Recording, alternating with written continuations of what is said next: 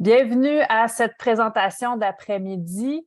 Je vais vous présenter cet après-midi le corpus des éditions Boomerang et des éditions Andara, corpus élémentaire et préscolaire. Donc, vous êtes toujours à ces présentations de pouces carrés sur les catalogues de livres variés qui pourront être utilisés en salle de classe. Comme on l'a expliqué pour une autre maison ce matin, Boomerang est une maison qui a un riche catalogue, autant pour le primaire, le préscolaire que pour le secondaire. Donc aujourd'hui, on va vous présenter quelques ouvrages qui seront pertinents au préscolaire et au primaire. Puis demain, pour ceux et celles qui participeront à cette rencontre ou qui voudront l'écouter en rediffusion, on va vous présenter le corpus pour le secondaire. Évidemment, des fois, il y a des livres qui peuvent être intéressant autant au troisième cycle du primaire ou de l'élémentaire qu'au premier cycle du secondaire. Alors, il y a des possibles vases communicants qui peuvent avoir lieu. Puis, je vous le dis, ce n'était pas prévu de cette façon-là, mais nous aurons un invité spécial pendant la présentation des éditions Boomerang, un invité très, très spécial. Commençons donc avec les albums. Je vais commencer avec la collection d'albums chez Boomerang.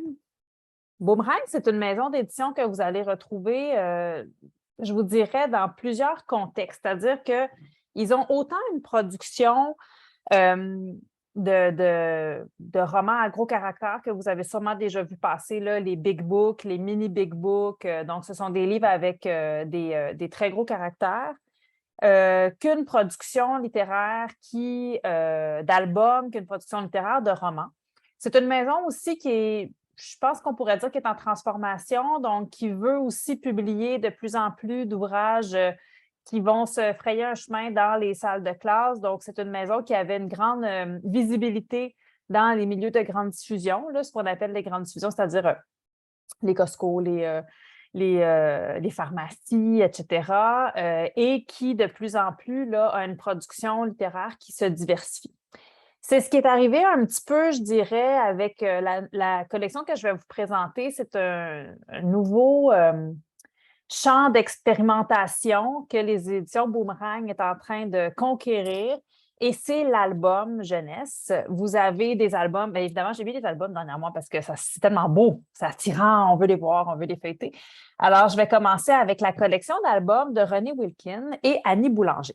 Vous avez peut-être déjà vu passer ces ouvrages-là. Donc, Le cœur rouge et or de Nestor, La peau étoilée d'Anicée, et vous avez ici Le joli bedon rond de Marion. Ce sont trois albums d'assez grand format. Je vais vous montrer, là, évidemment, je vais mettre ma main comme échelle. Donc, ce sont des albums d'assez grand format, très joliment illustré avec un texte qui est quand même assez long, un texte qui est aussi assez soutenu. Et la collection vise à présenter des personnages diversifiés, donc différentes diversités. Vous allez avoir dans les trois ouvrages parus, qui sont déjà parus, vous allez avoir des personnages qui reviennent d'un livre à l'autre. Donc, on est au sein d'un groupe d'amis et d'un groupe familial aussi, il y a des cousins au travers de ça. Puis, chaque ouvrage parle plus spécifiquement d'un des personnages qui fait partie de ce groupe-là. Le cœur rouge et or de Nestor, donc c'est la collection Petit Géant. Le cœur rouge et or de Nestor raconte l'histoire de Nestor, qui est un petit garçon qui va bientôt célébrer son anniversaire. Et Nestor, pour son anniversaire, il aimerait ça avoir une fête avec des robes de princesse et des paillettes. Ce serait son rêve. Mais il sait que s'il invite ses amis à une fête de princesse, bien, il y en a qui vont jaser. Il y en a qui vont dire que, franchement, c'est un petit garçon, il ne devrait pas inviter ses amis comme petit garçon à une fête de princesse. Nestor explique qu'il a deux facettes en lui, comme son lézard, qui est son lézard avec lequel il dort. Donc, d'un côté vert, Igor, le lézard, peut se camoufler parfaitement dans les draps moelleux de son habitat naturel. Mais s'il choisit le côté arc-en-ciel, il est flamboyant et visible parmi toute cette collection d'animaux géants. Et Nestor, il se sent un peu comme ça. Donc, à l'école, il va être un peu vert, comme Igor, pour se cacher dans la masse. Puis à la maison, ben, il va être un peu arc-en-ciel, comme Igor, où il va pouvoir faire sortir sa personnalité. À l'école, parfois, il y a des jeux où tout le monde se déguise en princesse. La professeure encourage ce genre de jeu-là, mais il y a quand même des gens qui jasent un peu quand Nestor dit ben moi, j'aimerais ça qu'à ma fête, on fasse une fête de princesse. Par contre, son ami Marion lui dit ah, ça serait vraiment le fun que tu fasses une fête comme ça. Moi, je trouverais ça, je veux venir, ça serait vraiment super amusant. Nestor rentre chez lui et raconte ça à ses parents. Il explique à ses parents que ben, il a le cœur gros parce qu'il aimerait ça lui avoir cette fête-là comme qui lui correspondrait vraiment à ses goûts. Puis sa mère va lui dire ben, c'est ton anniversaire, c'est toi qui choisis qui tu veux inviter, puis le type de fête que tu veux faire. Je vais vous montrer. Je trouve que l'illustration ici, elle est magnifique. On voit vraiment la filiation entre la mère et le fils. Là, je trouve que l'illustration, elle est bien réalisée de ce point de vue-là. Alors, Nestor, il dit ben, tu as raison, maman, je vais faire la fête que je veux. On va faire une fête de princesse. Et donc, tout est enfin prêt pour la fête de demain. Au pied du lit de Nestor, parfaitement disposé, se trouve sa robe jaune, un collier de perles de sa maman, son bouclier doré et ses espadrilles blanches. Bien que l'ensemble soit un peu dépareillé, c'est ce qu'il a envie de porter. Sur sa table de chevet, 7 diadèmes prêts à scintiller sur la tête de chacun de ses invités et sur la sienne en guise de chapeau d'anniversaire. Et tout le monde arrive à sa fête qui est une fête costumée. Ding dong, maman, papa, tout le monde arrive en même temps. Les invités ont pris la thématique très au sérieux. Nestor n'en croit pas ses yeux, tout le monde s'est surpassé. Sirène Marion est très élégante dans sa robe turquoise, beaucoup trop longue, tandis que sa maman Théa Isabelle doit se remuer dans tous les sens avant de réussir à s'asseoir. Élie et Anicée, ce sont ses cousins, vous allez voir, on va les retrouver un peu plus tard. Élie et Anicée forment un joli duo de prince et de princesse, alors que Maryse, leur maman, porte un costume de chandelier dans lequel elle a plutôt l'air d'une vadrouille orangée, ce qui fait bien rigoler tout le monde. Mais le plus surprenant, c'est Séram. Alors, Séram, c'est le papa d'Anicée et Élie. Les yeux scintillants, Nestor s'empresse de questionner son oncle. Où as-tu trouvé une aussi belle robe et cette longue perruque blonde? Ben, je les ai achetées spécialement pour cette grande occasion, répond Séram. Juste pour ma fête? Bien sûr, ce n'est pas tous les jours que j'ai la chance de mettre un si beau costume. Un immense sourire aux lèvres, Nestor saute dans les bras de son oncle. Enfoui au creux de sa poitrine, l'enfant sent maintenant les battements de son propre cœur or. Ce soir-là, Nestor sait qu'il va faire de très beaux rêves et il espère revivre en songe quelques moments de sa fête enchantée. Avant de s'endormir, il raconte cette journée mémorable à ses amis douillets. Nestor comprend maintenant que les gens qui l'entourent et qui l'aiment vraiment feront toujours battre très fort son cœur rouge et or. Donc, vous voyez, ce sont des histoires sur la différence, sur l'acceptation de soi, sur l'acceptation des autres. Donc, le cœur rouge et or de Nestor qui parlait de ce petit garçon avec une identité qui est en train de se construire. Vous avez ensuite est paru, en fait, dans l'ordre, La peau étoilée d'Anicée, toujours du même duo, René Wilkin et Annie Boulanger. La peau étoilée d'Anicée parle de cette petite fille, Anicée, que vous avez déjà rencontrée, qui va dans une nouvelle école. Son frère aussi, ce sont des jumeaux. Et ben, alors qu'elle rencontre ses nouveaux amis, elle va aller jouer au soccer avec eux. Puis, à la fin du match de soccer, il y a un ami qui propose de placer Anicée dans les buts et il dit, avec ses cheveux, tout le monde va être déconcentré, puis c'est sûr qu'on va gagner. Donc, Anicée repart chez elle, le cœur gros. Elle n'a pas vraiment apprécié de faire parler de son apparence comme ça, de ses cheveux. Mais elle garde un peu la chose pour elle. Puis Nestor et son frère Élie et Marion vont se rendre compte qu'elle ne file pas. Il y a quelque chose chez Anicée qui ne va pas très bien. Puis là, elle va leur raconter ce qui est arrivé à l'école. Ils vont la prendre dans ses bras, dans leurs bras, comme ça, et lui dire ben écoute, tu as le droit de refuser que les gens touchent tes cheveux, tu as le droit de refuser que les gens te parlent comme ça. Puis ils vont faire un plan pour qu'elle puisse s'affirmer. À l'école, il y a un exercice oral qui est organisé. Puis Anissé va se mettre en équipe avec son amie, sa nouvelle amie, qu'elle a rencontrée alors qu'elle est rentrée à l'école, qui s'appelle Magali. Et voici leur présentation orale. C'est ça le plan qui a été élaboré. Donc, Anissé commence la présentation orale. « Je vous présente Magali », lance Anissé. Elle a les cheveux blonds et lisses, souvent ébouriffés au réveil. Évidemment, défense d'y toucher. « Je vous présente Anissé. Elle a les cheveux noirs et frisés, parfois ébouriffés, et il est tout aussi défendu d'y toucher. » Nous sommes toutes les deux nées au Canada, poursuit Magali. Toutefois, on ne me demande jamais d'où je viens, tandis qu'on pose cette question trop souvent à mon ami. Son nom de famille, Galévo, se prononce tel qu'il s'écrit, comme la plupart des noms de famille. Il est d'origine togolaise, comme son papa. Même si on ne lui pose jamais la question, Kelly, le nom de famille de Magali, est d'origine irlandaise, comme sa maman. La peau d'Anissé est métissée. Elle résulte d'un mélange entre la peau noire de son papa et la peau blanche de sa maman. Ses taches de rousseur viennent de sa maman. C'est simple, mais on lui en parle trop souvent. La peau de Magali est pâle comme la peau blanche de ses deux parents. Les fossettes dans ses joues viennent de son papa. C'est simple, mais on ne lui en parle jamais. Et ainsi de suite, elles vont continuer à se présenter l'une l'autre, à comparer leurs différences et leurs similitudes. Puis surtout, Magali va dire « J'oubliais. Anissé est exceptionnelle au soccer et vous devriez être heureux de l'avoir dans votre équipe », clame Magali en regardant en direction de Liam et Malik. Anissé et sa peau étoilée sauront vous faire briller.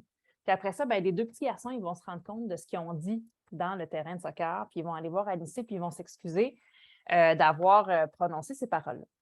Le dernier ouvrage qui est déjà paru, Le joli bedon rond de Marion, c'est sur la différence corporelle. Vous avez d'ailleurs ici dans les pages de garde, je vais approcher un peu l'image, on voit les différents personnages avec des formes géométriques autour de leur corps.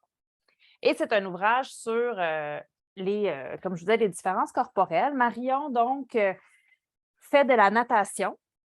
Je vais vous montrer une image. Donc, elle va à la piscine, elle fait de la natation, puis alors qu'elle est à la piscine, elle se fait intimider par un petit garçon qui la traite de baleine parce qu'elle est plus ronde que les autres.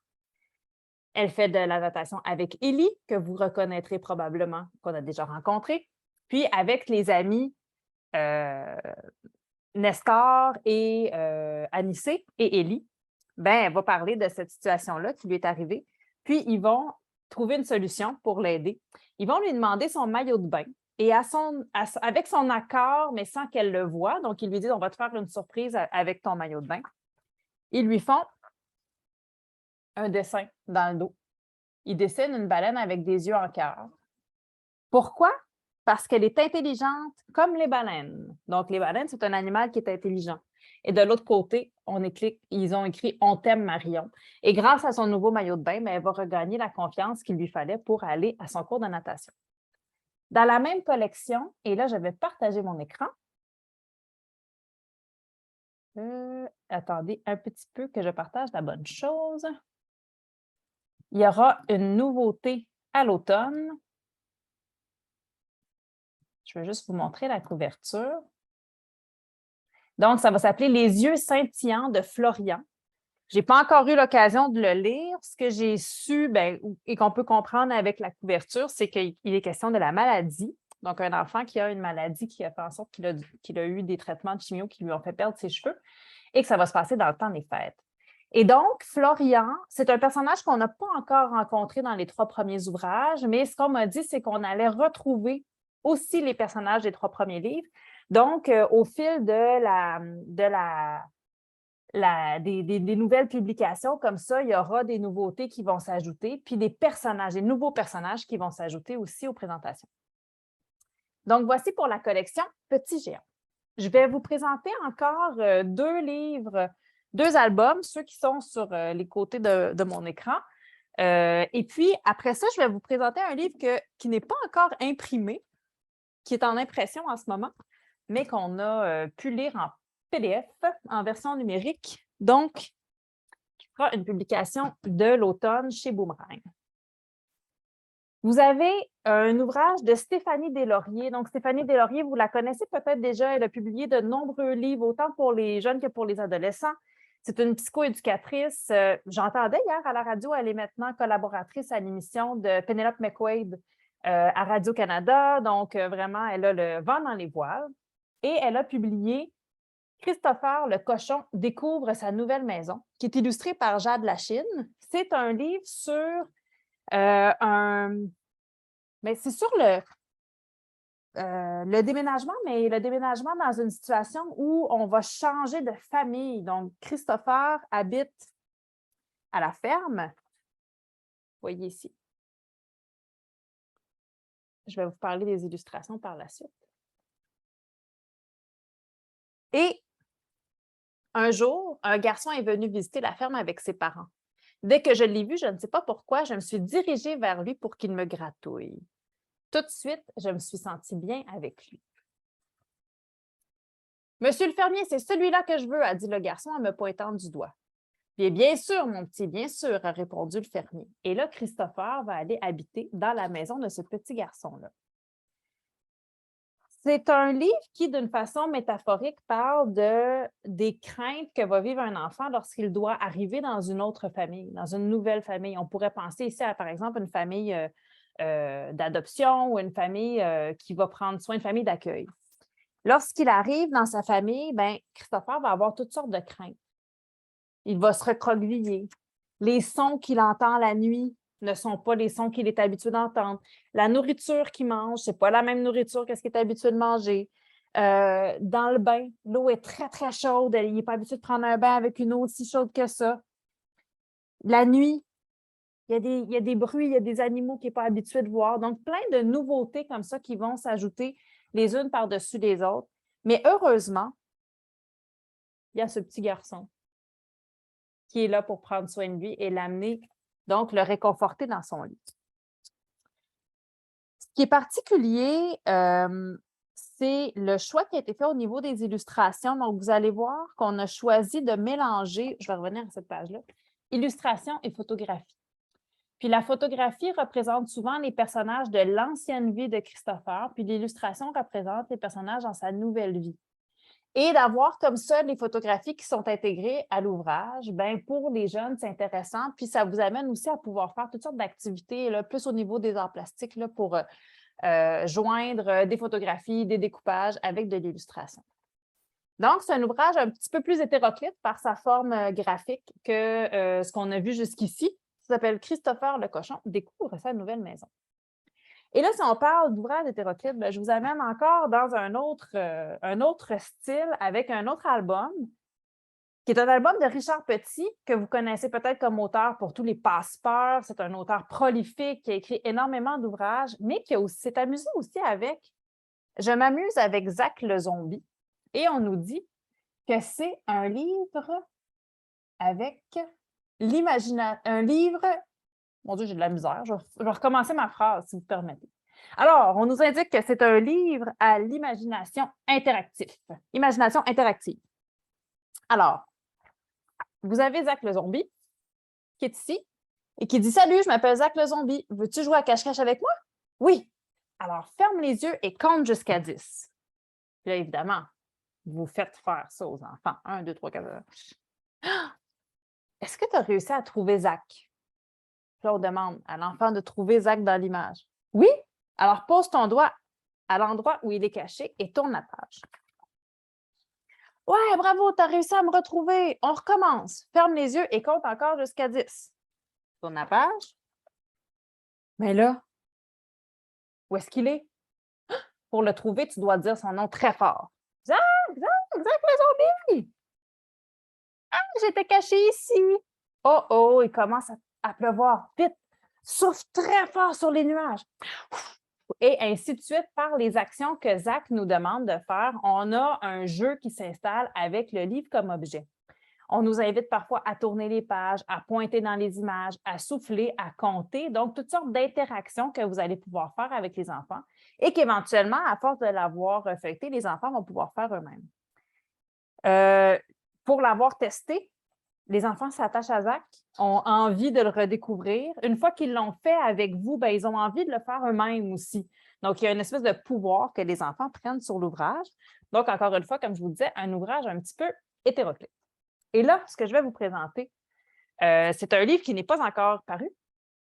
Je vais partager mon écran à nouveau. C'est une nouveauté qui était annoncée aux éditions Boomerang. Laissez-moi trouver mon partage d'écran. Voilà. Et ça s'appelle « Papa est une princesse ». C'est de Dana Blue, illustré par Catherine Petit. Je vais vous montrer quelques images. Et c'est d'actualité. Je ne sais pas si vous avez écouté un peu les nouvelles récemment, mais il y a toutes sortes avec la fierté qu'il y a eu dans les dernières semaines, entre autres célébrée à Montréal, on a beaucoup parlé des drag queens. Il y a aussi des émissions de drag queens là, qui s'en viennent à la télévision au Québec, donc on en a parlé pas mal. Et c'est un papa drag, donc une petite fille qui est, avec un petit mot de Mado Lamotte pour commencer, il y a toute la beauté du monde dans le regard d'un enfant qui s'émerveille devant un arc-en-ciel de couleurs et de paillettes. Bonne lecture. Et donc, c'est l'histoire d'une petite fille qui regarde par la serrure de la porte de la chambre de son papa et qui dit « Moi, mon papa, il est magique. Il y a quelque chose de magique qui va se produire, comme dans les contes de fées. Je sens l'excitation m'envahir à chacun de mes pas. Mon cœur bat si vite. Dans l'autre pièce, comme presque chaque jour, l'un de mes deux papas devient une princesse.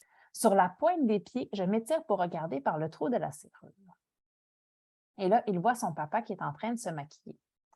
Mais ce jour-là, la petite fille, elle va dire à son papa, « J'aimerais ça y aller avec toi à ton spectacle. » Puis son papa va accepter parce qu'il fait un spectacle dans une fête familiale à l'extérieur, mais il va dire, « Faut que tu demandes à ton autre papa de venir avec toi, par exemple, parce qu'il faut que quelqu'un s'occupe de toi. » Donc, elle va aller chercher, je vais vous amener elle va aller chercher son autre papa, elle va lui dire, il a dit qu'on pouvait y aller, donc prépare-toi. Il va lui faire une couette, la mettre en robe elle aussi, et ils vont partir donc à la fête, évidemment dans un carrosse, ils vont partir à la fête familiale qui est organisée dans un parc. Et elle va pouvoir assister pour la première fois au spectacle de son père. Elle est persuadée pour que son père se transforme comme ça, qu'il doit avoir une fée marraine. Ça prend une fée marraine pour que son papa puisse devenir cette princesse-là. Et comme de fait, donc l'animatrice du spectacle a dit « Mais je savais qu'il y avait une fée marraine, c'est elle la fée marraine. » Et elle va assister donc au spectacle de son père, voir aussi l'amour et l'admiration que le public a pour lui. Et en prime, elle va avoir le privilège d'aller, vous voyez ici la petite caravane, d'aller dans les loges après le spectacle, voir son papa se démaquiller.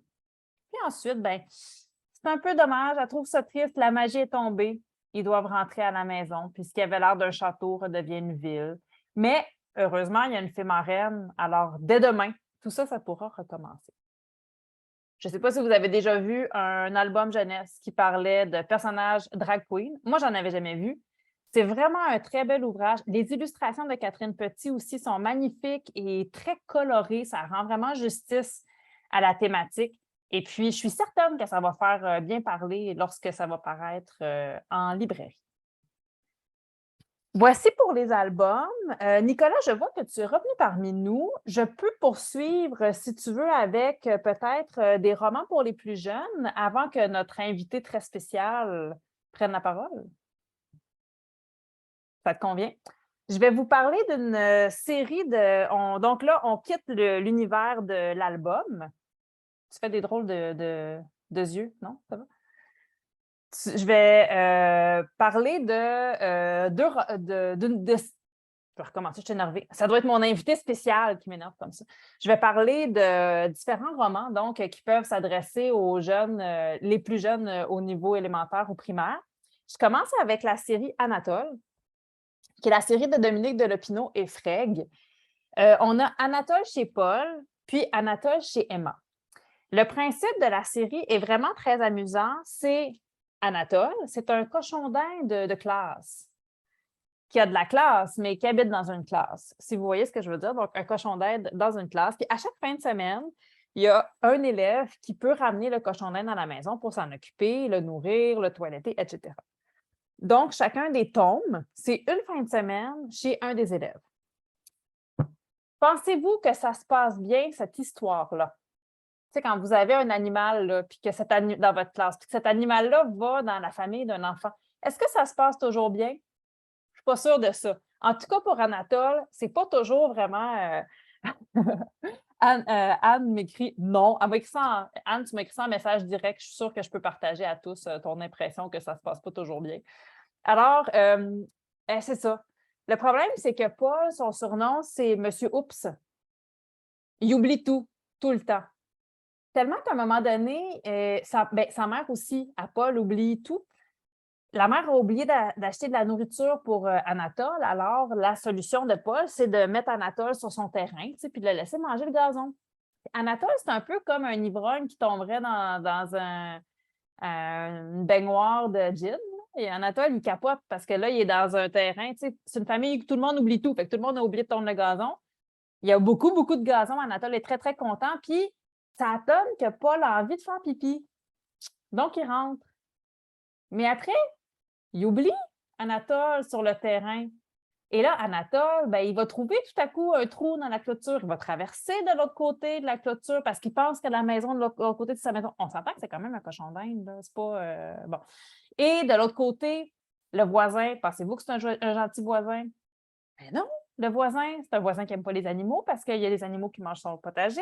Alors, il va capturer Anatole et appeler la SPCA pour que la SPCA prenne en. Comprenez, Anatole est dans une vraie galère. Dans le deuxième ouvrage, Emma, c'est une petite fille qui aime beaucoup, beaucoup, beaucoup se coiffer les autres, mettre des boucles, parfumer. Vous savez, ce genre de choses. Anatole n'apprécie pas tout le temps tout ça. Des personnages toujours très différents dans les familles desquelles Anatole va se retrouver. Ce que je voudrais pointer plus spécifiquement, c'est un peu le côté hybride de la présentation. Donc, vous avez des romans avec des caractères quand même assez grands. Je vais vous montrer quelques pages.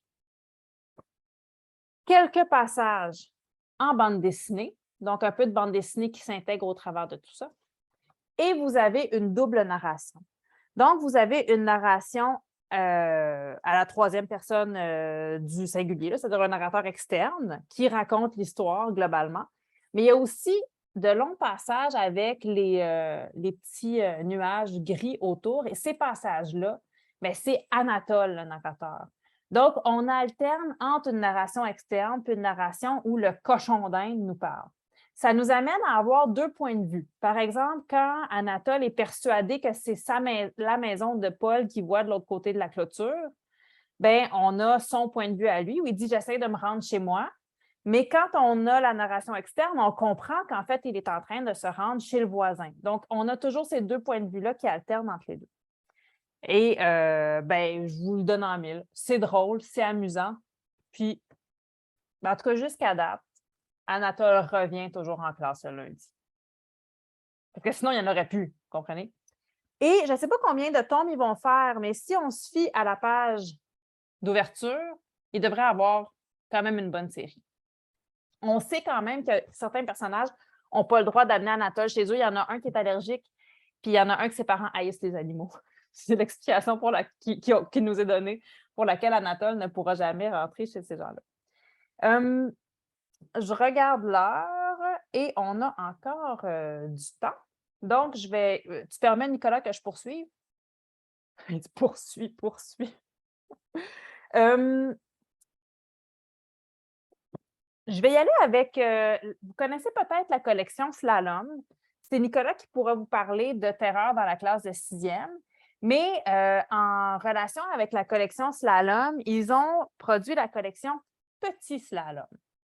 Donc, c'est des collections d'ouvrages où on a des enquêtes, mais dans la collection Petit Slalom, le public visé est un petit peu plus jeune. Je vous dirais que c'est des enquêtes que moi, j'ai eu beaucoup de plaisir à lire avec ma fille de 6 ans, mais elle ne sait pas encore lire, donc c'est moi qui lis. Dès que l'enfant sait lire, là, je dirais 6-7 ans, là, on est dans les bons âges pour ces enquêtes-là, le type d'enquête et tout ça. Plus spécifiquement, je vais vous parler du mystère de la tarte aux pommes. Vous avez donc 2 enquêteurs qui sont Lila et Adrien, qu'on va retrouver dans chacun des tomes. Dans celui-ci, ben, c'est le premier, donc Lila et Adrien lancent leur compagnie d'enquêteurs. Et la première enquête qu'ils doivent résoudre, c'est la voisine qui se fait voler sa tarte aux pommes. La voisine est une gagnante incontestée du concours de tarte aux pommes de leur village. Donc, à chaque année, c'est elle qui remporte le concours. Mais cette année-là, juste avant le concours, la tarte aux pommes disparaît. Je vais vous montrer un peu les pages intérieures. Vous allez voir, ce sont encore une fois de grands caractères avec des passages qui sont mis en lumière. Vous avez aussi les réflexions du petit chien. Donc, le chien des 2 enquêteurs qui sont des cousins. Il y a beaucoup de cousins aujourd'hui dans nos histoires. Donc, le chien qui va avoir ses réflexions, mais des fois, les réflexions sont un peu folichonnes, là. Si le chien a envie de retrouver la tarte aux pommes, je ne vous dis pas vraiment pourquoi il a envie de la retrouver. C'est parce que c'est un gourmand, n'est-ce pas? Alors, lui, son objectif est quand même assez précis. Puis, ben, voulez-vous savoir c'est qui a volé la tarte aux pommes? Ou je vous laisse lire l'ouvrage pour le deviner? Non, Nico, il dit, dis-le, c'est qui a volé la tarte aux pommes? C'est le mari.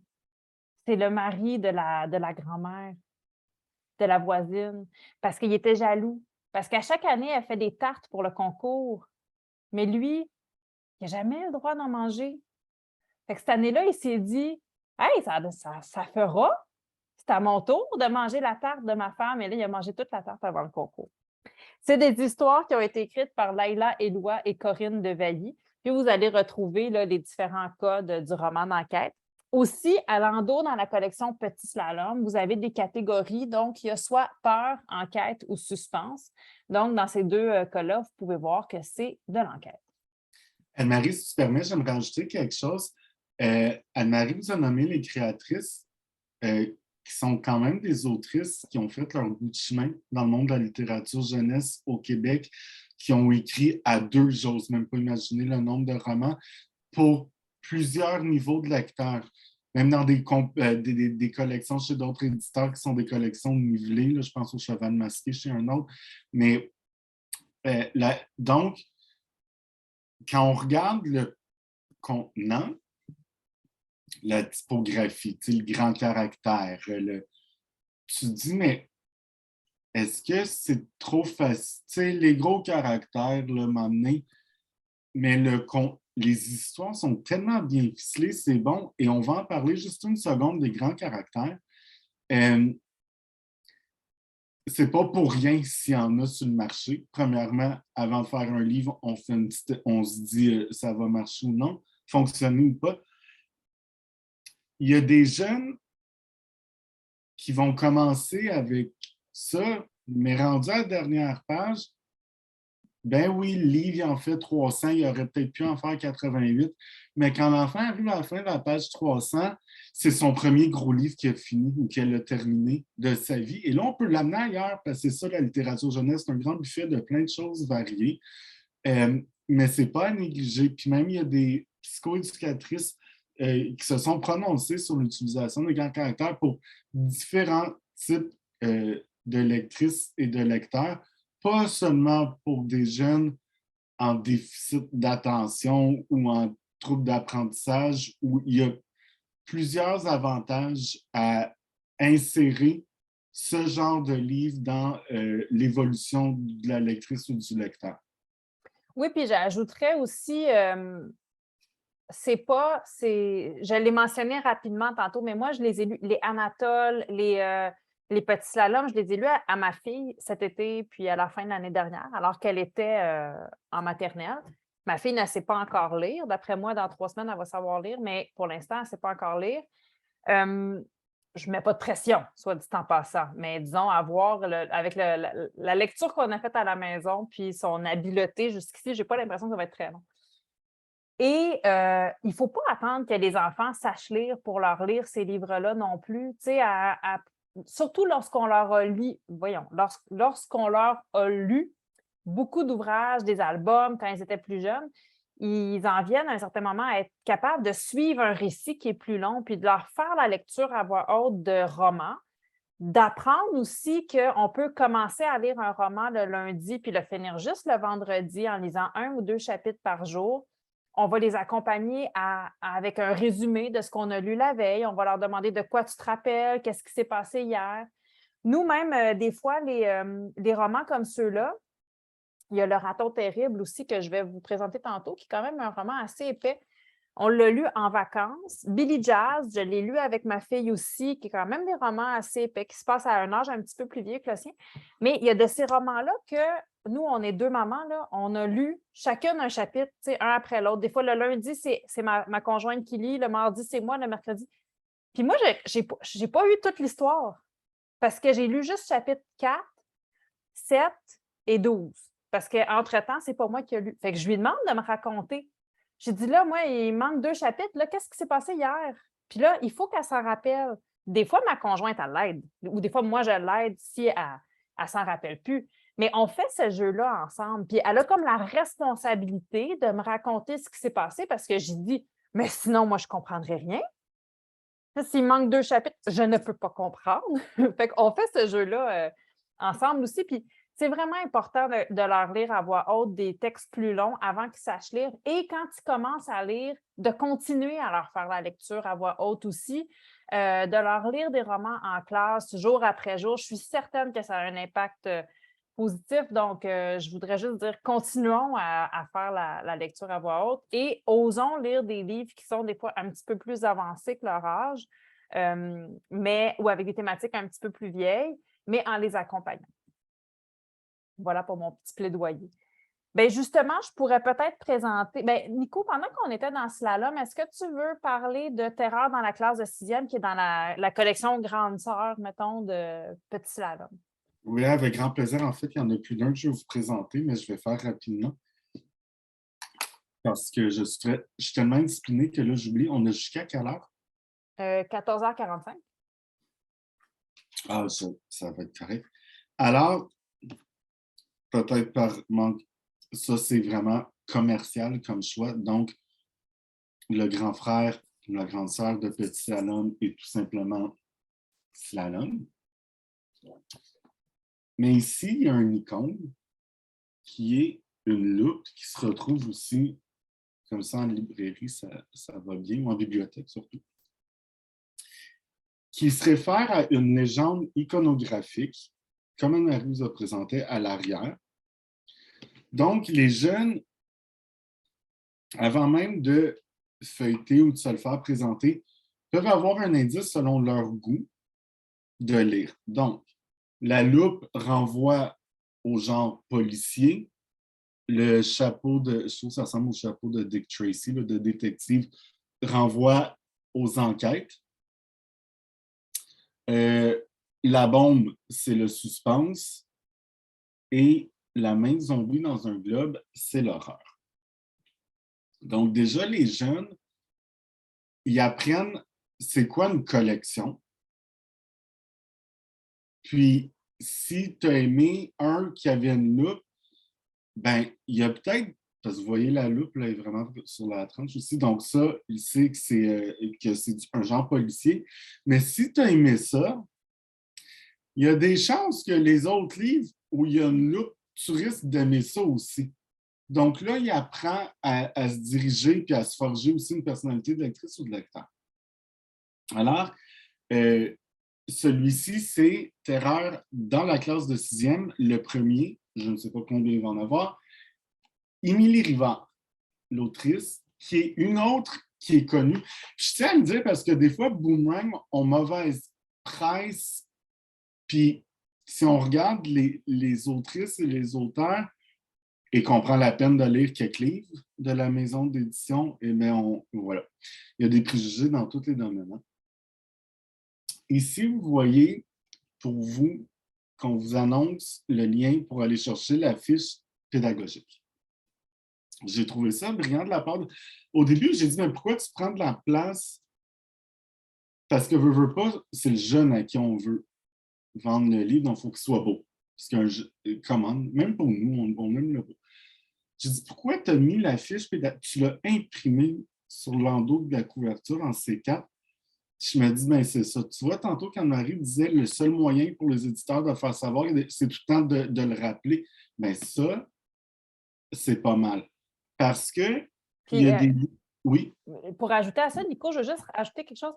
J'ai fait un travail avec une autre maison d'édition où on essayait de voir la réception de leurs ouvrages dans différents milieux.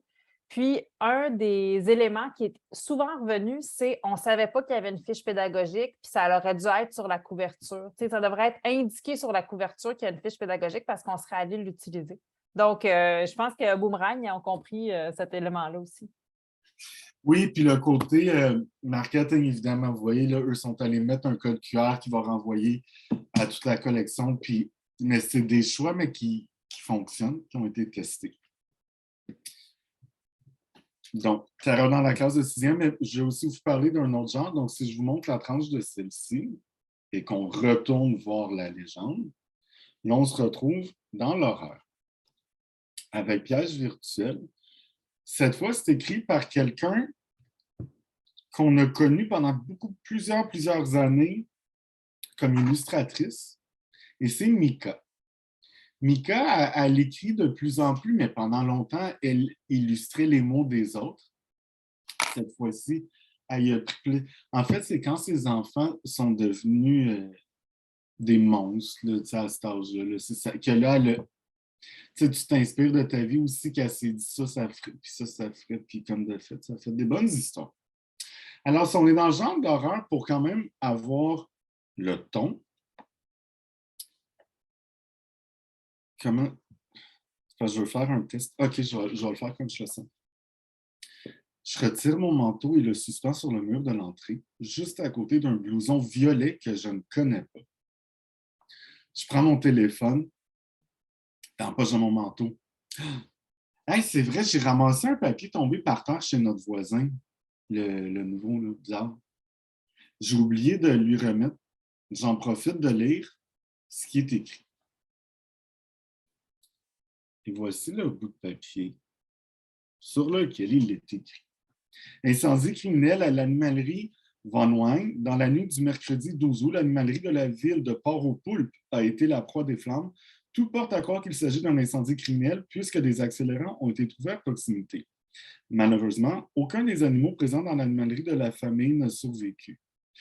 Le jeune fils de Marie et Van Von Wang, Rémi, se trouve présentement à l'hôpital dans un état critique. Je suis étonné de constater que c'est un bout de papier francophone. Le papier, jauni par le temps, indique la date du 13 août 1998. Oh, c'est comme si ça faisait 100 ans. Ça m'énerve, ça, parce que je me sens... sur un côté, il y a une vieille publicité de savon à lessive à seulement 4,95. C'est une aubaine, c'est impossible. Et de l'autre, un article avec une photo en noir et blanc d'un immeuble en flammes, ce que je viens de vous montrer. Ah non, c'est ce qu'a vécu Rémi. Ce qu'a vécu Rémi est horrible. Ce bout de papier raconte une partie de son histoire. Je comprends mieux maintenant son attachement pour les animaux. Sa famille avait une animalerie qui a été détruite dans un incendie. Et dire qu'il habitait dans notre ville. Mais il y a une vingtaine d'années. Qu'est-ce qui se passe? Je ne vous en dis pas plus. Chose certaine, vous avez le goût d'en savoir plus, sans doute d'en lire plus. Ce que je vous ai lu, j'ai commencé à la page 108. Comme toute œuvre de fiction, il faut mettre la table au début d'un livre. Donc, des fois, parfois, au début des romans, même jeunesse, qu'importe, il y a des descriptions. Il faut présenter les personnages, les lieux, sans doute l'époque, avec des descriptions.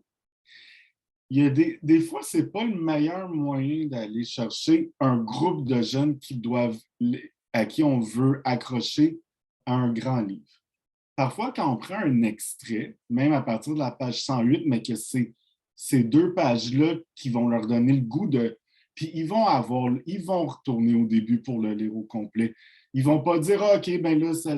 Non, si c'est bien fait, ils vont savoir tourner au début. Donc, tout ça pour vous dire que les extraits vont vous servir beaucoup, beaucoup. tant pour préparer des activités et tant pour trouver les passages qui vont... Vous devez vendre le livre à plus d'un jeune. Vendre en guillemets. Bon.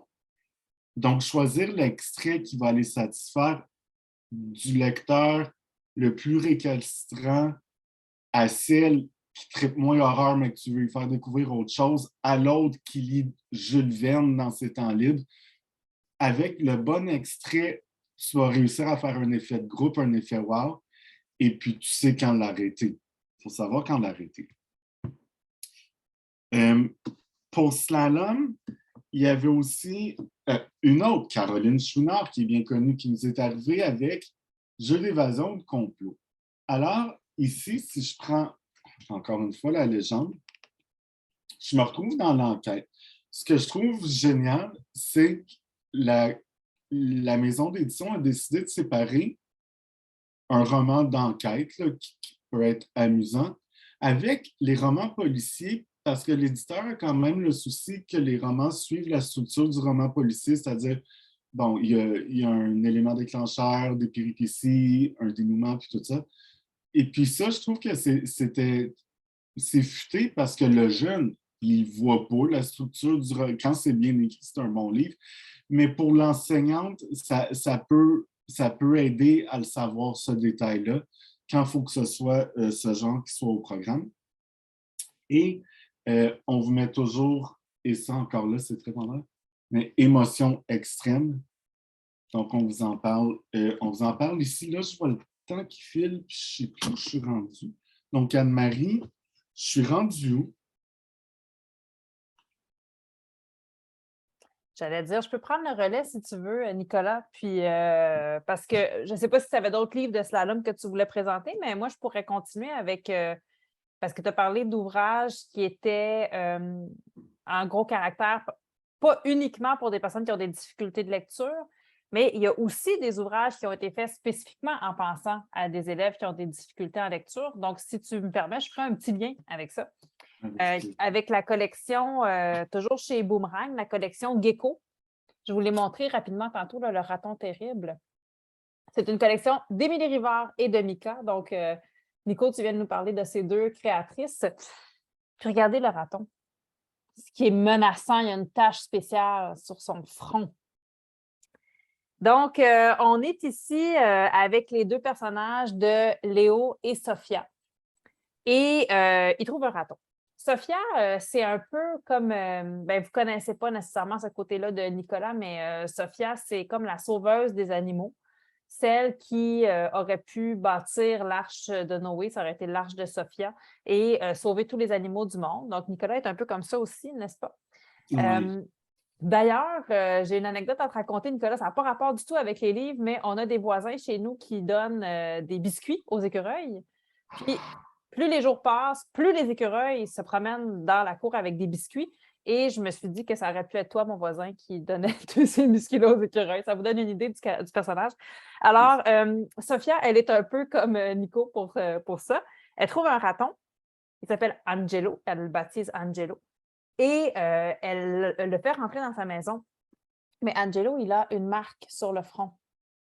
Et là, tout à coup, Léo, qui aime peut-être un peu se raconter des histoires, commence à croire qu'Angelo, en fait, c'est un méchant raton, un peu comme un diable raton. Tu sais, un raton là, qui a des mauvaises intentions et qui veut jouer des mauvais coups à Sophia. Comme de fait, chez Sophia, il va y avoir toutes sortes de choses qui vont arriver, des objets qui vont disparaître, des bruits étranges qui vont se faire entendre, et ils vont ensemble faire enquête pour essayer de découvrir si Angelo est vraiment un mauvais raton.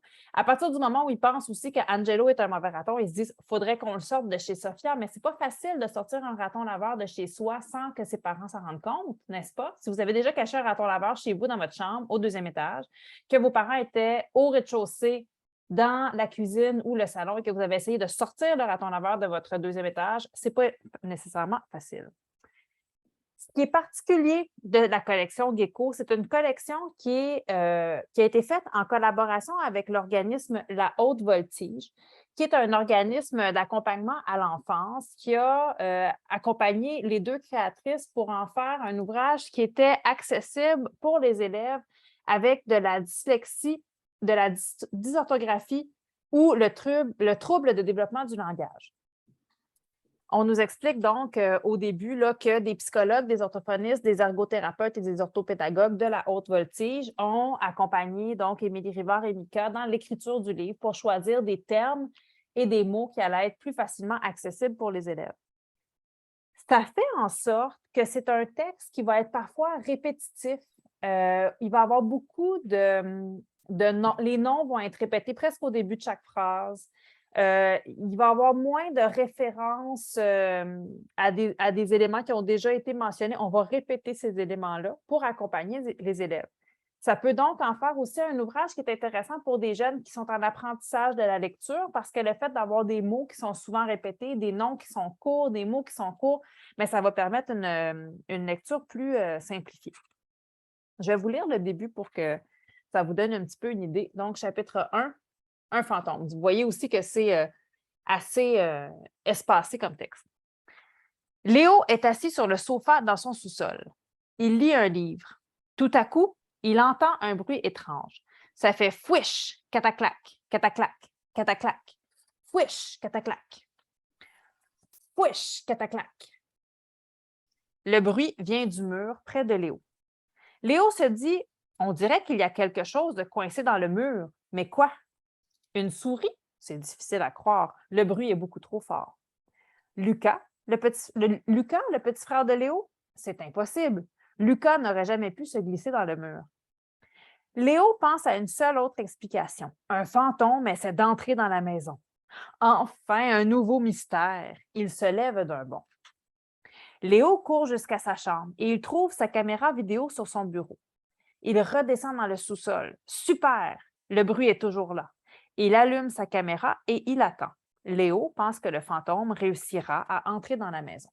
Donc, vous voyez, hein, on est dans une langue qui est très répétitive, avec des phrases très courtes. Moi, quand je le lis à voix haute, quand je l'ai lu à ma fille à voix haute pendant les vacances, à un moment donné, j'ai changé quelques Léo pour dire il, parce que, tu sais, quand on est en train de lire d'une façon plus soutenue, elle n'avait pas besoin de cet accompagnement-là. Donc, tu sais, on peut l'adapter aussi là, à nos besoins parce que l'histoire, elle est amusante puis elle est attrayante. Je vous le donne en mille, c'est Angelo, le raton, qui faisait du bruit, là. C'était pas un fantôme. Donc, c'est une collection, puis vous allez pouvoir trouver plusieurs ouvrages. Je vais à nouveau partager l'écran pour vous montrer les autres couvertures. Donc, vous allez voir ici. Donc, on avait le terrible raton. Il y a un serpent à sauver. Quelle bête bizarre. Mission cochon. Chien chouette et pigeon est dangereux. Donc, plusieurs ouvrages dans la même collection. Et maintenant, je vais vous présenter une autre collection. Je pense que ça va être la dernière avant notre grand invité. Donc, la prochaine collection que je vais vous présenter, c'est une collection. En fin de semaine, je suis allée chez des amis et leur grande fille de 9 ans m'a raconté que pour la journée le 12 août, j'achète un livre québécois. Elle avait enfin acheté le 12e tome de la série et c'est la série Billy Jazz qui fait des adeptes vraiment nombreux. Donc ici, j'ai le tome 1, c'est Billy Jazz, les auditions. Je vais vous montrer là, pour que vous puissiez voir les différents tomes. J'ai sorti ici, si vous allez sur le site web de la maison d'édition, vous allez avoir là, les différentes couvertures. Donc, vous pouvez voir, je n'arrive pas à déplacer mon écran.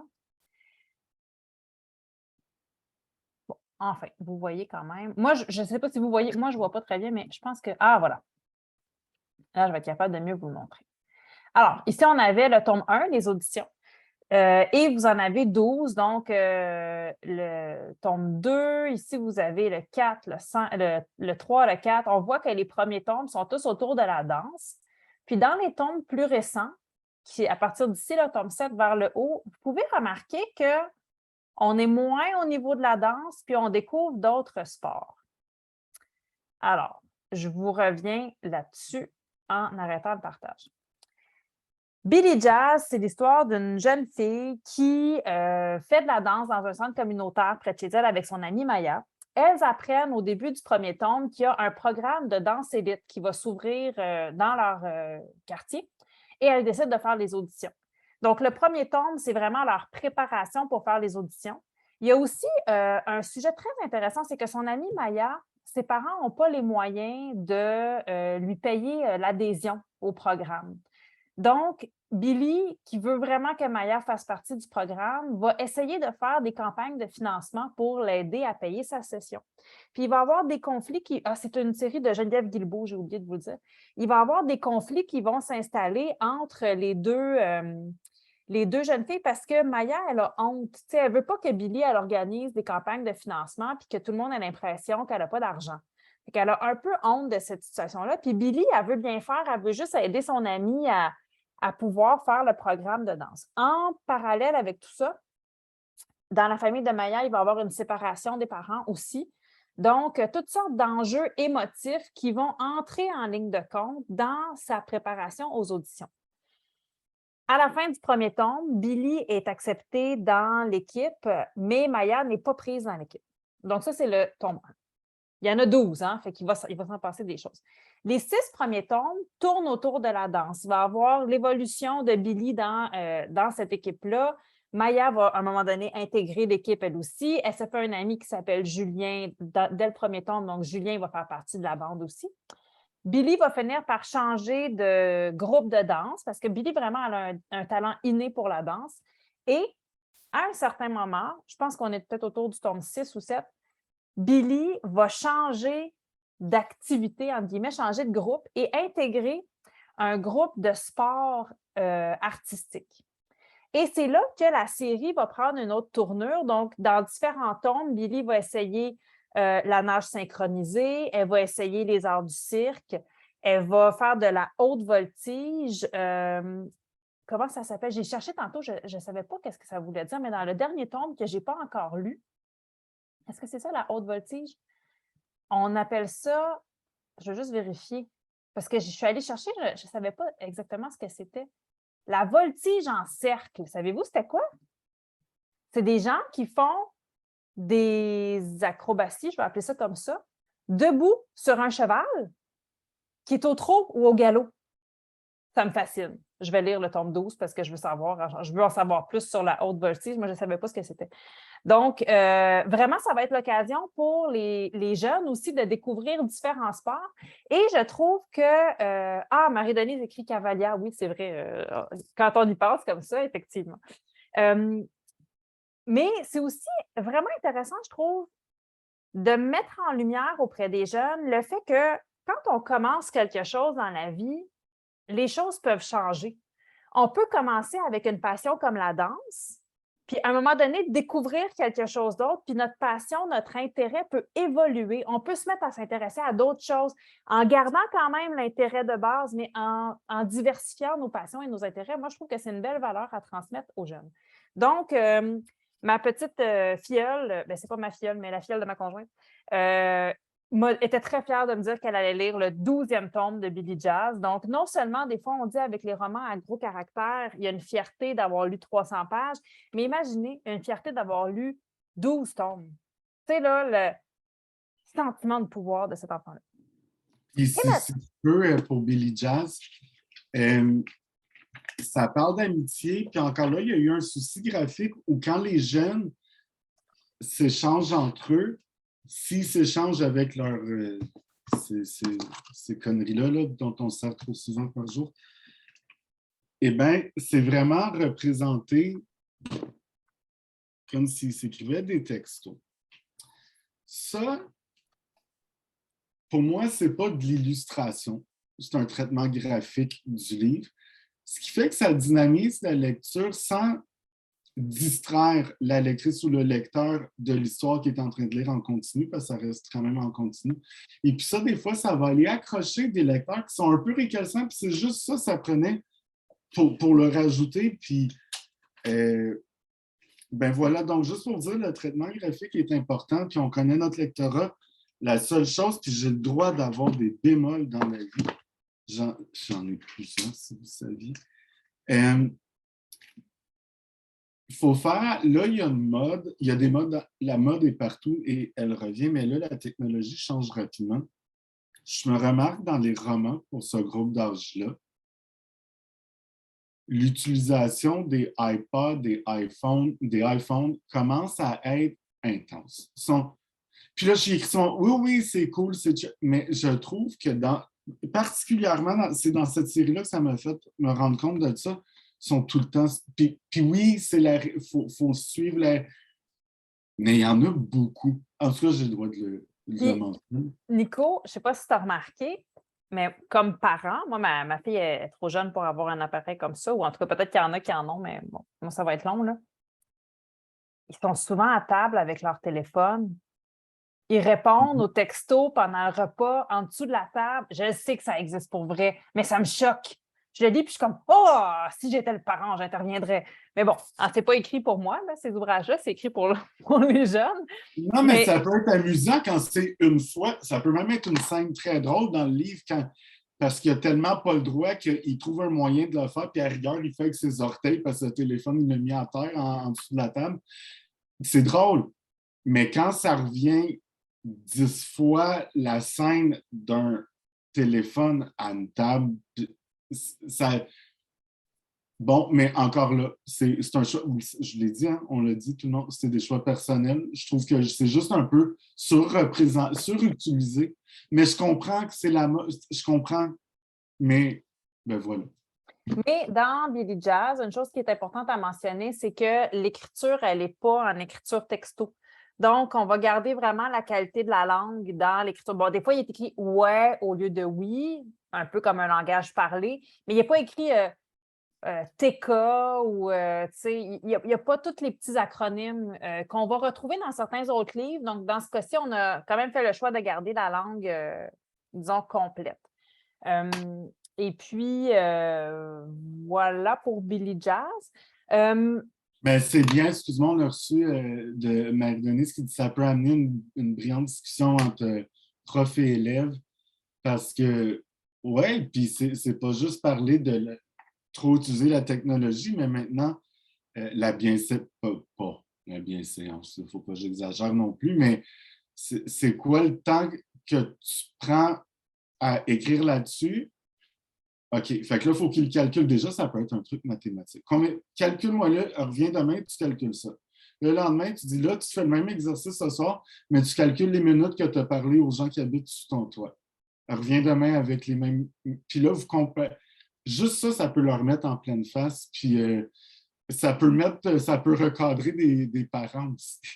Oui, parce que des fois, c'est les parents qui sont à l'écran. Ah ben là, il ne faut pas s'étonner ensuite m'amener. Mais oui, ben, tu vois, des exercices de même, si c'est un exercice à faire justement avec qui est sous le toit, ça peut recadrer toute une famille. Ben, c'est parfait pour Billy Jazz. Donc, on se revient. Bon, bref, on a vu les 12 titres de cette série-là. Je bafouille parce qu'il me semble que je voulais ajouter quelque chose à ce sujet-là, mais l'idée s'est enfuie de ma tête en cours de route. Donc, ça reviendra sans doute un peu plus tard. Je vais Mais parler. encore ici, il y a la diversité qui a été présente dans tous ces livres-là, sans que ce soit le sujet du foutu livre. Mais vu que c'est un roman, oui, m'emmener, il y a une illustration, mais c'est plus, tu sais, quand ils ont pris des photos dans le photo booth, photomaton, c'est comme collé, ce qui est un bon indice. Mais sinon, des fois, elle va se décrire, tu sais, la manière qu'elle attache, elle, ben, mes cheveux crépus, c'est près, bébé. Donc, tu le vois dans la description, mais c'est aucunement. Parce qu'il faut bien décrire les personnages. Harry Potter, si tu ne dis pas qu'il y a un éclair dans le front, en cicatrice, tu ne le sais pas. Il faut les décrire. Mais c'est pas. C'est pas l'enjeu de l'ouvrage. L'enjeu n'est pas là, effectivement. Je présenterai un dernier livre avant qu'on aborde celui de notre invité spécial. Donc, vous voyez comme on fait de la. On garde en haleine. Donc, le dernier livre que je vous présente, c'est parce qu'on a parlé de la collection des Big Books puis des Mini Big et mon Mini Big à moi, j'aimerais vous parler d'un livre qui est écrit par Mathieu Fortin, qui est un auteur qui a écrit vraiment beaucoup d'ouvrages pour la jeunesse, qui a, je vois Nico qui fait un drôle d'air. Moi, j'ai trouvé ça vraiment amusant. C'est la palpitante aventure de Taco, qui est bourré de jeux de mots. Mathieu Fortin a une expérience d'auteur. Il a écrit autant des mini-bigs que des romans dans les collections Frissons, dans les collections C'est ma vie. Vraiment, il a écrit une panoplie de types d'ouvrages. Puis ici, vraiment, j'ai l'impression que c'est éclaté, là. Puis le personnage principal, c'est un taco. Tu sais, quand on dit tous les personnages, tantôt on avait un bobo, on a eu Ratatine, et là, on a un taco. Donc, franchement, n'importe qui pourrait être un personnage principal. Moi, je vous mets au défi de faire une pige avec vos élèves d'objets hétéroclites. Chaque élève pige un objet et doit faire une composition écrite où cet objet est le personnage principal. Puis mettez là-dedans un taco, un bobo, puis une guenille. Je suis certaine qu'ils vont vous trouver des histoires farfelues. Donc, la palpitante aventure de taco, ben, c'est qu'au restaurant La Casa de Diego, le chef Diego Jalapeno a disparu et avec la disparition du chef Diego Jalapeno, ben, la magie de la nourriture, la magie de l'excellence alimentaire est disparue. Et tout le monde sait que quand les aliments deviennent un petit peu moins bons, ils sont juste bons à aller au buffet. Donc, les aliments de chez la Casa de Diego, bien, vu qu'il n'y a plus de magie alimentaire dans leur restaurant, ils ont peur de finir au buffet, comme les vieux ails, là, puis les vieux avocats. Là, ils se ramassent tous au buffet dans la guacamole. Donc, Taco va partir à la recherche de Diego Jalapeno. Et pour ce faire, il va aller dans une... On comprend, nous, comme lecteurs, qu'il s'en va dans une foire alimentaire, puis il va rentrer dans tous les différents restaurants où il va aller rencontrer toutes les différentes nourritures, donc les sushis, le Général Tao, toutes les différentes nourritures qu'on peut trouver dans les foires alimentaires, les ailes de poulet, et essayer de trouver où est passé Diego Jalapeno. Je vous le dis, c'est déjanté, c'est complètement fou, mais c'est extrêmement amusant, c'est bourré d'aventures, de rebondissements, de choses saugrenues qui arrivent aux personnages. C'est vraiment le genre de roman juste plaisant, drôle, que les enfants vont vouloir lire et relire. Éventuellement, quand ils vont goûter différentes nourritures, ils vont se rappeler que c'est des personnages qu'ils ont déjà rencontrés ou vous pouvez leur faire goûter des nourritures que vous avez rencontrées en personnage dans les différents livres. Des fois, lire, c'est vraiment pour s'amuser. Puis, juste en lisant pour s'amuser, les enfants oublient qu'ils sont en train de lire. Et c'est tout. Donc, ces collections-là, puis on voit encore des grands caractères, un caractère espacé. Il y a beaucoup de gens qui vont dire, ben voyons donc, l'histoire d'un taco qui se promène avec, à la recherche d'un jalapeno, ça n'a pas de bon sens. Ben non, ça n'a pas de bon sens, mais c'est pas grave, c'est amusant. Ça fait lire, ça fait dévorer un ouvrage, c'est le cas de le dire. Donc, allez-y avec les mini-bigs. Ça peut faire de vos lecteurs des lecteurs en série, des lecteurs qui vont vouloir lire un livre après l'autre pour retrouver ce plaisir-là qu'ils auront découvert lors de leur première lecture. Donc, un petit clin d'œil ici à Mathieu Fortin. Tu permets, je pense que c'est sur cette collection-là qui est ludique, déjantée, mais nos vies sont parfois déjantées nous-mêmes. C'est là qu'on devrait mettre un gros, un autocollant qui dit en grosses lettres rouges « Laissez-les lire ». Laissez-les lire. C'est ça qu'il veut lire. Laissez-les lire. Il y a une différence entre tout le temps les forcer à lire ce que nous, adultes, on veut les voir lire et les laisser aussi découvrir leur goût. Il y en a il y a des jeunes qui n'aiment pas ces livres-là. Ils ont lu quelque part, puis ils ont dit, bon, c'est parce qu'ils ont des goûts comme nous, parce que c'est des êtres humains, on se le rappelle. Mais il faut les laisser lire. Là encore, là, ça ne me rajeunit pas, misère. Avant que ce soit, bon, peut-être c'était en même temps qu'à la télé, il y avait une série Gossip Girl. C'était des romans vraiment pour ados, c'était des émissions pour ados. Il y en avait fait une série de romans, il y en avait tout plein, Gossip Girl, puis bon. Puis je travaillais dans ce temps-là, et c'était la fin de Garneau, ça changeait pour remonter. Donc, je m'occupais de la jeunesse. Et puis, une mère a dit, je peux-tu faire... Ben, c'est parce qu'elle te le demande, elle est déjà en train de le lire. Si elle aime ça, revenez me voir, puis je vais l'amener vers une autre série qu'elle peut découvrir, qui est le même genre, mais pas la même chose. Donc, les jeunes peuvent lire, mais après, c'est à nous de leur faire découvrir tout ce qui existe. Mais si j'étais pour aller chez vous, pour regarder vos bibliothèques, et voir, tu sais, on a tout du livre que c'est juste de la lecture, du entertainment, parce que c'est amusant. Donc, on peut-tu les laisser lire puis faire la même affaire? Donc, c'est ce que je voulais dire sur ces livres. Merci, Nicolas. Et je pense qu'on va maintenant accueillir notre invité, qui est déjà parmi nous, n'est-ce pas? Alors, le dernier ouvrage qu'on va vous présenter dans cette présentation, on a l'auteur qui est là pour nous en parler et nous parler aussi de son processus créatif. Je vous présente donc Ah, shit. Danger à brumes obscures, Les mésaventures d'Ivanoé, tome 1 de Nicolas Aumet. Depuis tantôt, tu fais des drôles de faces en te demandant c'est qui notre invité. Mais c'est toi notre invité, Nicolas. On s'en était parlé quand même. Avais-tu oublié? Et c'est là que je vais vous dire que Nicolas, dans la vie, il y a pas de... Bon, j'écris tout. Puis hier, quand on a fait notre wrap-up dans le feu de l'action, puis parce qu'on était... Bon, ça, c'est la note que je n'ai pas notée. Mais depuis tantôt, tu fais comme... J'ai mon déroulement devant moi. Tout est noté, sauf ça. Oui, puis je me grattais la tête depuis le début. Puis j'arrête pas de faire le tour de tout le monde. Puis j'étais en train de me dire, je vais commencer à googler tout le monde pour voir s'il n'y en a pas un qui a sorti un livre dans la gang. Bon, oui. Mais c'est toi, Nicolas. Alors, je te mets sur la sellette Danger à brumes obscures, donc qui est le premier tome des mésaventures d'Ivanoé, publié aux éditions Boomerang. Est-ce que c'est... Nico, c'est pas sorti? Oui. C'est sorti? Oui, oui, où il est dans une boîte, là, fait que, le temps qu'on déballe, puis on le sait c'est quoi la vie de libraire et de commerce. Écoute, je n'en ferai pas le résumé, Nico. Je vais te laisser parler de ton ouvrage. Puis j'aimerais ça que tu nous racontes un petit peu aussi d'où tu es venu. Bien, tu sais, fais-nous un petit wrap-up de l'ouvrage, des thématiques que tu voulais aborder, mais aussi, tu sais, d'où t'es venue l'inspiration pour cet ouvrage-là. OK.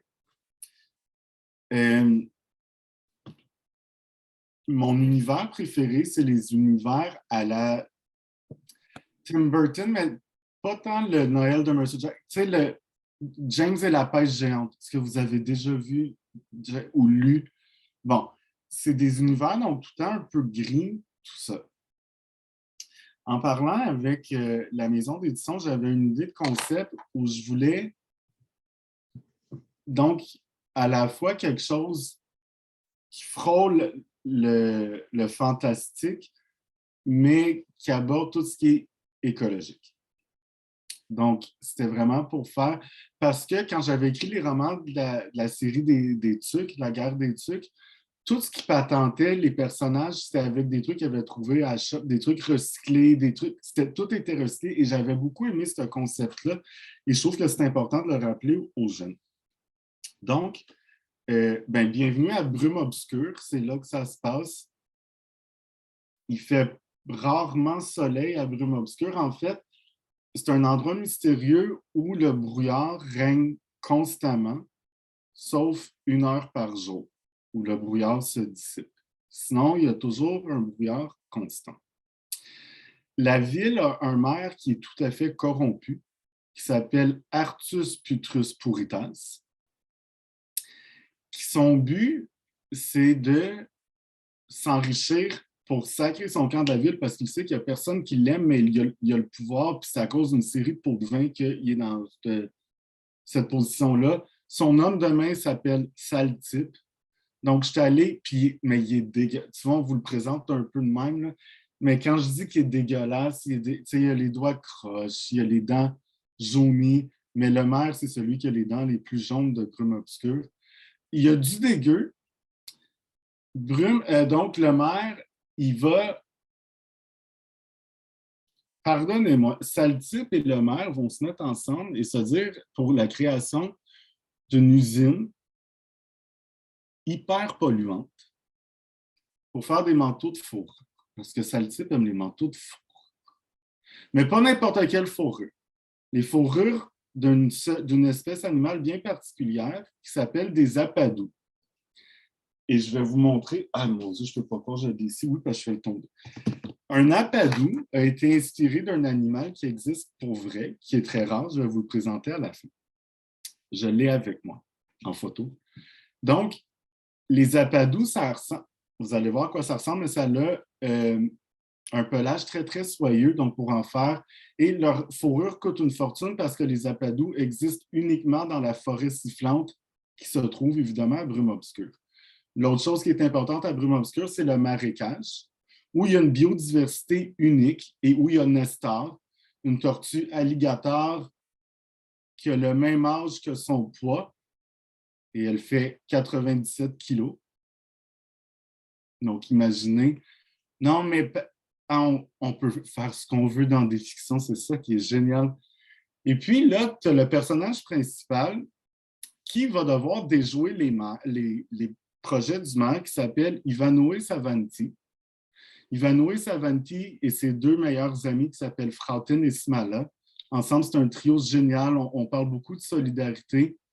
Smala, c'est Papou, c'est Paulus et Pollux, qui sont les gardiens de la biodiversité et de l'écosystème du marécage. Mais pour construire l'usine Pollutax, il faut le drainer, le marais. Puis le maire, il s'en moque parce que ça le type, il va y offrir une très forte somme d'argent s'il réussit ses plans. Les jeunes sont toujours plus brillants que les grandes personnes, mais les grandes personnes vont aider un peu. On parle beaucoup de marécage. On va introduire aux jeunes, c'est quoi des hammocks? Les hammocks, c'est comme, si vous voulez, des champs de blé, mais dont les racines sont dans l'eau, qui sont un peu des champs de blé autour des marécages, mais ça ressemble un peu à ça. C'est très doux, en fait, les feuilles. La mère d'Ivanoué s'appelle Loulou et elle tient une boutique qui s'appelle Ebraxas Louloutix. Donc, elle, les mélanges d'herbes, tout ça. Parce que la forêt sifflante, c'est une forêt bien particulière parce qu'évidemment, on est à Brume Obscure, où c'est une forêt de chêne, mais les feuilles sont violettes.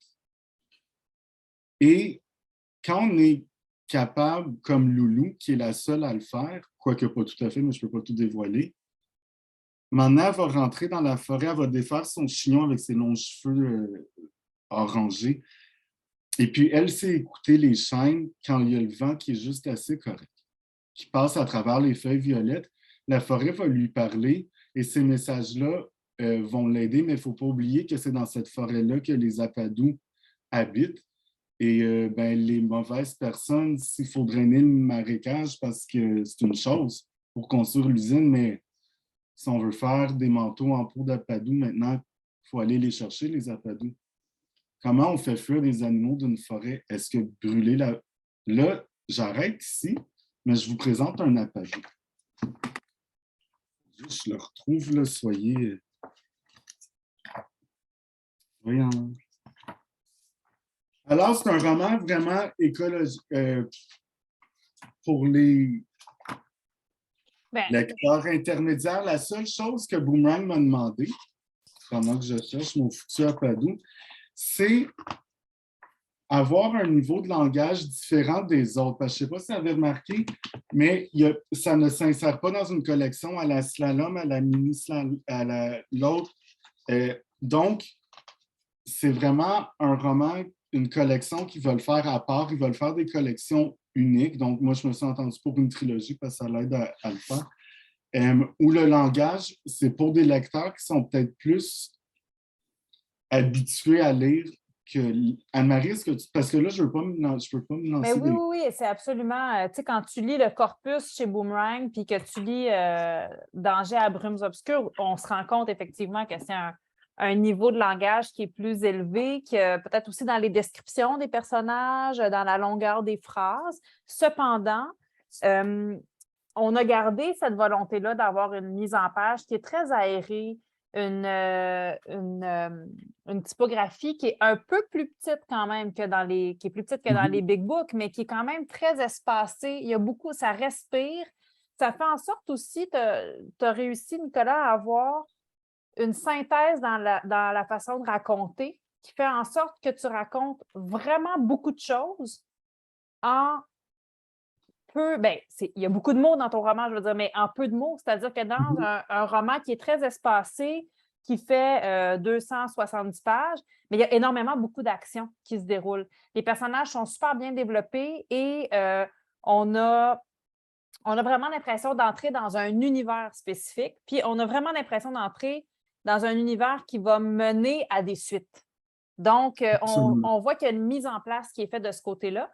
Et oui, mais oui, je dirais que tu as raison au niveau du vocabulaire. Juste les noms qui sont donnés aux personnages, c'est c'est sûr que quand tu as Pollux et Pollux, par exemple, les deux papous de Smala, ben on prend déjà pour acquis que les lecteurs, c'est des lecteurs qui vont être capables de faire la différenciation entre Pollux et Pollux.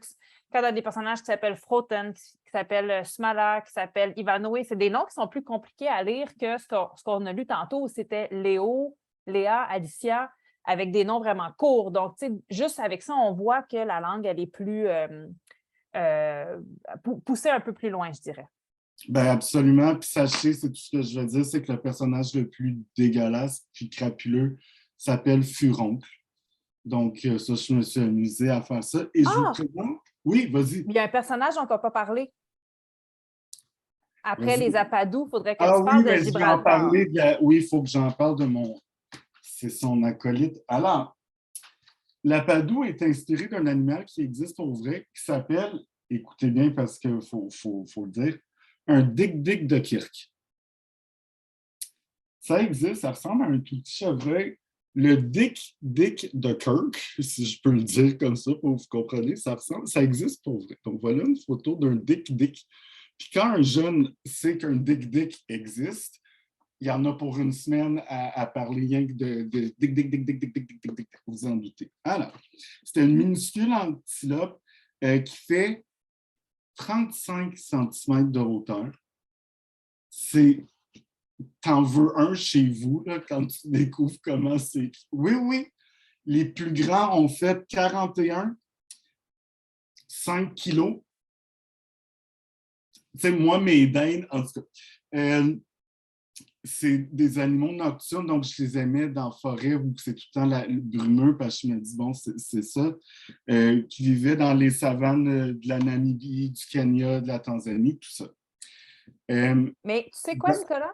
Au Oui, niveau des Apadou, quand j'ai lu ton roman, euh, parce que je connais ce que tu fais en dehors de Pouce-Carré et je sais que tu as fait la traduction des bandes dessinées des Dragontés, puis de Kay O'Neill chez Bayard. Et moi, j'avais en tête, avec la description, un animal qui ressemblait un peu à un dragonté, parce que j'avais j'avais cet univers-là aussi en tête. Puis là, quand tu dis que c'est pas plus gros que 35 à 40 centimètres, il y a comme une parenté qui s'installe entre les deux. ah oui. Puis il y a même un jeune, parce que ça revient à la mode, les Pokémon, ce que je ne savais pas, Mhm. me l'a comparé avec parce que c'est des petites bestioles, là, les Pokémon, qui était le plus cute des Pokémon ever.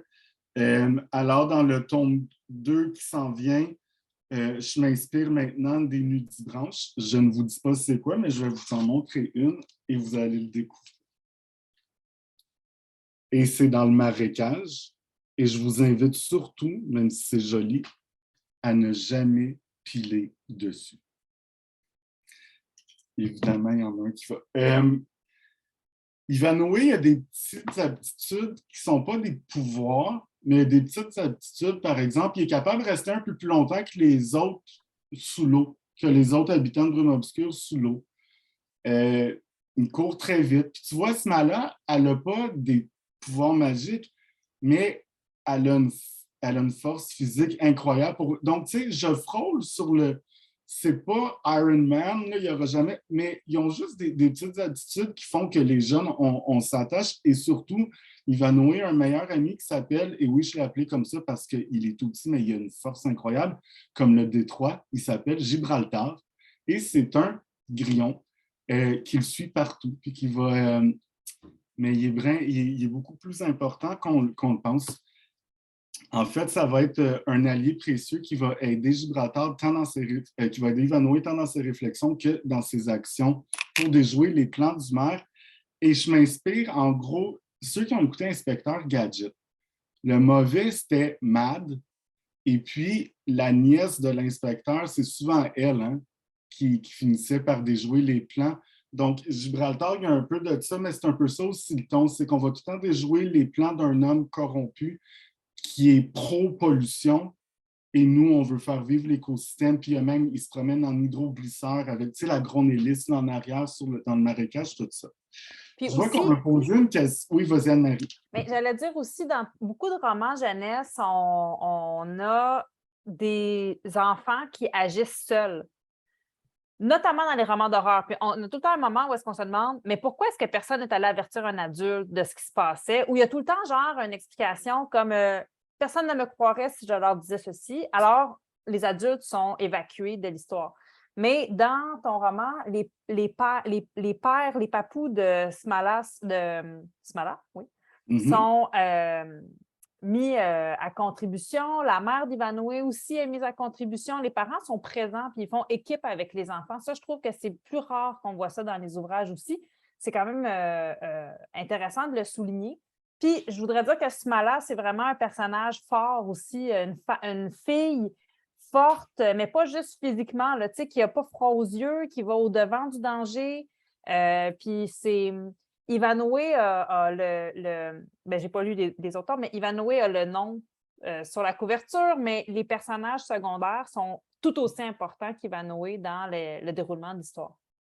Ben, tout à fait. Puis, ben voilà, on tenait aussi à ce que la couverture soit vraiment qu'on mette le ton vert parce que c'est écolo, mais tu sais, qu'on fasse tout dans des tons d'ombrage que les jeunes décideront avec les descriptions qu'ils vont lire à quoi ils ressemblent. Et on me demandait c'était quoi le documentaire.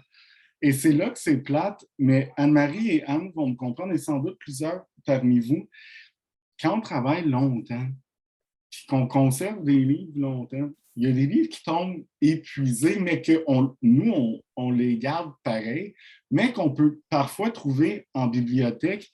C'est le cas ici. Le documentaire, c'était dans le temps que je travaillais pour un éditeur français qui s'appelle Mina, qui est un éditeur jeunesse exceptionnel, je trouve. Elle avait fait ceci qui s'appelait Le discours dingo des animaux. Alors, évidemment, vous voyez que c'est des animaux qui sortent un peu, de toute manière, c'est pas l'idée d'en parler, qui sortent un peu de l'ordinaire, mais tu apprends tout. Tu sais quoi, une yule? C'est une yule. Juste le dire, c'est le fun, c'est dégueulasse. Mais quand ça le chaud, ça devient de même. C'est un livre fascinant que je vous invite à découvrir en bibliothèque. Sinon, si jamais on va prendre un café, je le mettrai dans mon sac à dos et puis vous pourrez le lire. Sur ce, merci encore de nous suivre dans notre délire. On le sait que c'est essoufflant. On a fait le tour des éditions Boomerang, encore une fois avec une variété de livres et parfois c'est pas, même si on a resté pas mal dans la fiction, on voit qu'il y a autant de variété dans des différents ouvrages de fiction par rapport aux collections proposées, offertes par la maison. Et on se donne rendez-vous à 15h. Et puis là, pour une autre série de beaux livres qui vont être encore tout aussi fascinants et pour finir le voyage en douceur, mais de manière étonnante. À tout de suite.